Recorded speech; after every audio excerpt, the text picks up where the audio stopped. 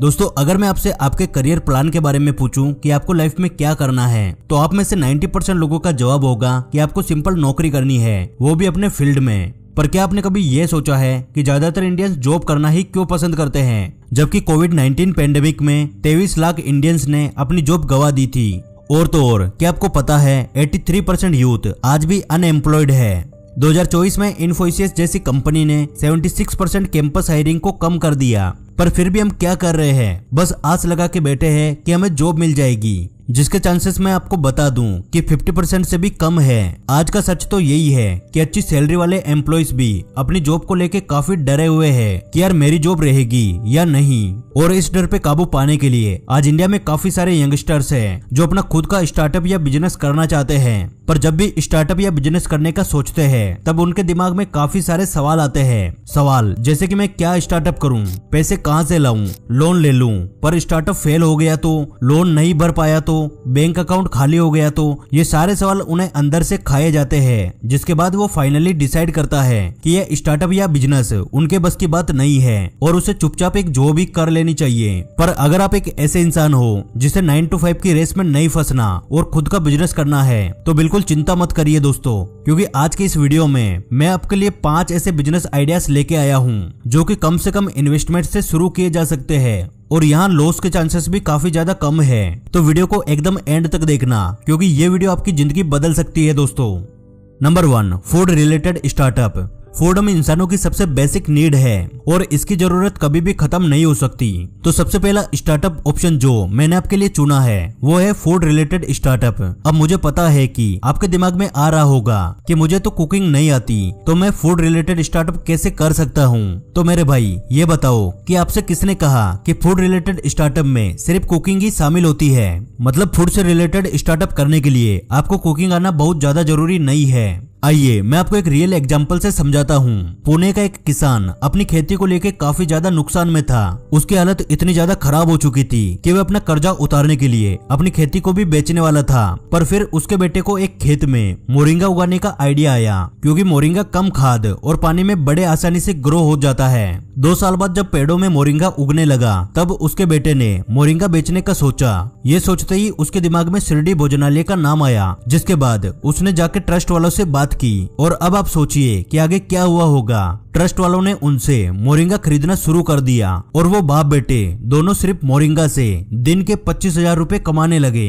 दिन के 25,000 रुपए कमाने के बाद भी किसान के बेटे के मन में शांति नहीं मिल रही थी। उसे और ज्यादा पैसे कमाने थे, तो उसने मोरिंगा की पत्तियों से एक आयुर्वेदिक पाउडर बनाकर उसे भी बेचने लगा। अब ये बात होगी उन लोगों के लिए जो कि बिना कुकिंग के पैसे कमा सकते हैं। आइए अब बात करते हैं उन लोगों की जो कुकिंग करके पैसा कमा सकते हैं। क्या आपको पता है बिग बॉस में आई हुई चंद्रिका दीक्षित वड़ा पाव बेच के दिन के 40,000 रुपए कमाती है, क्योंकि जहाँ ज्यादातर जॉब करने वाले लोग महीने के 20 से 30,000 रुपए कमाते हैं, वहाँ ये सिर्फ वड़ा पाव बेच के एक दिन के 40,000 रुपए कमा लेती है। अब आप कहोगे कि भाई मेरे पास तो इतने पैसे नहीं है कि मैं ये बिजनेस कर पाऊँ, लेकिन दोस्तों सच कहूँ तो ये बिजनेस करने के लिए आपको सिर्फ 700 रुपए की जरूरत है। इमेजिन करो कि आप दिन के 100 वड़ा पाव बेचते हो, जिन्हें बनाने का खर्चा 7 रुपए पर वड़ा पाव पड़ता है, तो टोटल 100 वड़ा पाव के हो गए 700 रुपए। अब आप चंद्रिका की जैसे 50 रुपए की जगह 15 रुपए में भी एक वड़ा पाव बेचते हैं, तब भी आप दिन के एंड तक 1500 रुपए कमा लोगे, जिसमें से 700 रुपए की आपकी कॉस्टिंग होगी और बाकी बचे हुए 800 रुपए आपका प्रॉफिट बनेगा। तो अब सोचो अगले दिन अगर आप 1500 रुपए के वड़ा पाव बनाते हैं तो आपको कितना ज्यादा प्रॉफिट होगा और टाइम के साथ साथ आपका बिजनेस और भी ज्यादा बढ़ता चला जाएगा। और अगर आपको एक सही लोकेशन मिल जाती है तो आप महीने के एंड में इतना पैसा कमा रहे होगे जितना 3 सरकारी नौकरी वाले लोग भी महीने में नहीं कमाते होगे।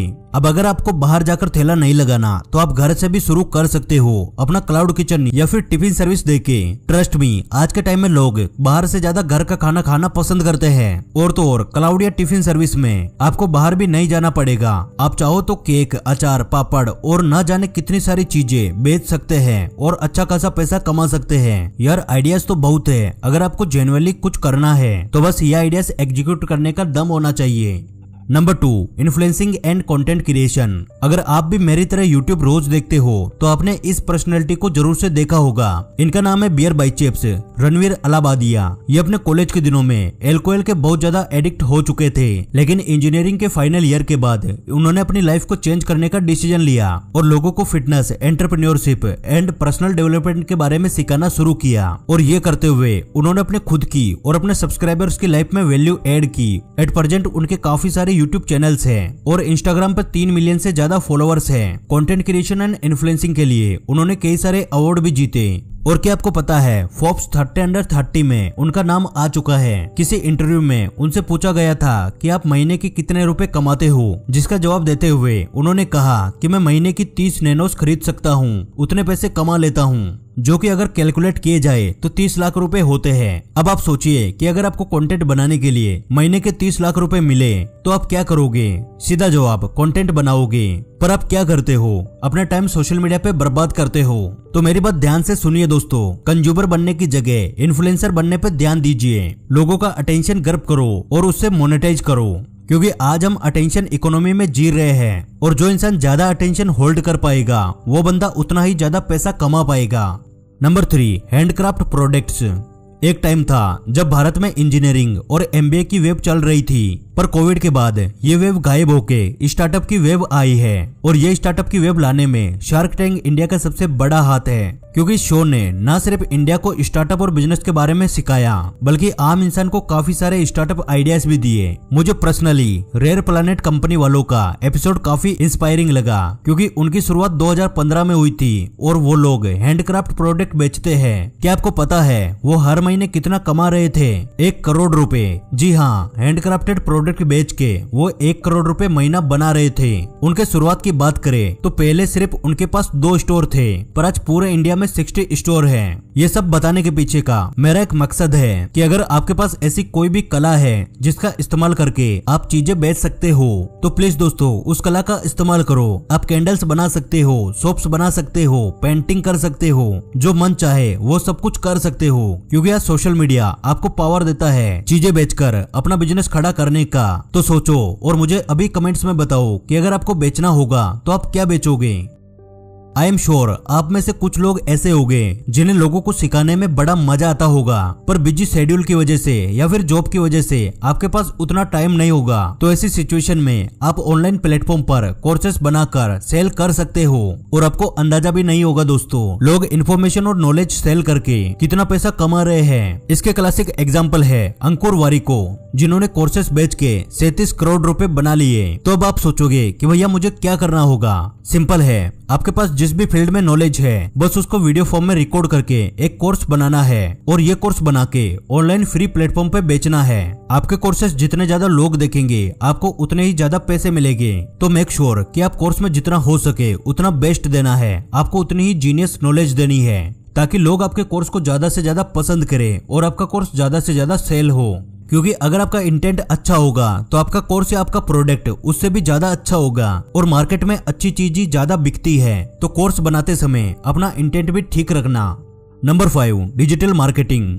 अगर आपको डिजिटल मार्केटिंग के बारे में थोड़ा बहुत भी पता है तो आपने नील पटेल का नाम जरूर से सुना होगा, क्योंकि Neel Patel one of the most successful digital marketer है, जिन्होंने सिर्फ 15 साल की एज में डिजिटल मार्केटिंग की फील्ड में अपना करियर शुरू किया था। साल 2000 में उन्होंने अपनी पहली वेबसाइट शुरू की, जिसके एडसेंस का अप्रूवल लेने में वे काफी बार फेल भी हुए, जिसके बाद उन्हें लगा कि अगर वो इतनी बार फेल हो चुके हैं तो शायद और भी लोग होंगे जो कि बार बार फेल हो रहे होंगे और शायद वो भी यही सोच रहे होंगे कि अपनी वेबसाइट फेल ना होके उन्हें अप्रूवल मिल जाए। तो ये सोचकर नील ने डिजिटल मार्केटिंग के बारे में और ज्यादा सीखना शुरू किया और सीखते सीखते उन्होंने ब्लॉगिंग के जरिए और भी लोगों को सिखाना शुरू किया। धीरे धीरे लोगों को उनके ब्लॉग से काफी ज्यादा फायदे होने लगा, जिसके बाद नील काफी पॉपुलर होने लगे और आज एक ऐसा टाइम है नील डिजिटल मार्केटिंग में सबसे बड़े कंसल्ट माने जाते हैं। अगर पिछले कुछ सालों में भारत किसी चीज में बहुत ज्यादा तेजी से ग्रो हुआ है तो वो है digital marketing. All thanks to Mukesh Ambani ji and Jio. तो दोस्तों अगर आप एक स्टूडेंट हो तो सबसे पहले डिजिटल मार्केटिंग रिलेटेड कोई स्किल एक्वायर करो, और वो स्किल कुछ भी हो सकता है। स्किल जैसे कि Facebook ads, content management, blogging, affiliate marketing वगैरह वगैरह। और ये स्किल सीखने के बाद आप लोगों को 1 महीने तक फ्री सर्विस दो। उसके बाद अगर आपने जी जान से मेहनत करके क्लाइंट को सर्विस दी है तो आप उनसे 2 चीजों की मांग कर सकते हैं। एक वो आपके पेड क्लाइंट बन जाए, या फिर दूसरा वो आपके लिए एक ऐसी वीडियो बनाकर दे जिसमें वो आपके साथ काम करने का एक्सपीरियंस शेयर करे। और मैं आपको गारंटी देता हूँ कि अगर आपने 10 क्लाइंट को भी अप्रोच किया तो महीने के एंड तक आपके पास 2 से 3 क्लाइंट हो गए। तो दोस्तों आशा करता हूँ कि इस वीडियो ने आपकी लाइफ में वैल्यू ऐड करी होगी, आपको बहुत सारी नई चीजें सीखने को मिली होगी। ये सारे आइडियाज पर्सनल एक्सपीरियंस से लिए गए हैं। अगर आप इनमें से किसी भी आइडिया पे काम करोगे तो 100% चांसेस है कि आप पैसा कमाओगे। और अगर आपको ये वीडियो पसंद आई तो वीडियो को लाइक करना, क्योंकि आपके एक लाइक से हमें और वीडियोस बनाने का मोटिवेशन मिलता है। और हमारे साथ हमेशा ऐसे ही जुड़े रहने के लिए आप हमारे चैनल द योगी को सब्सक्राइब कर लीजिए। जल्दी मिलेंगे अगली वीडियो में।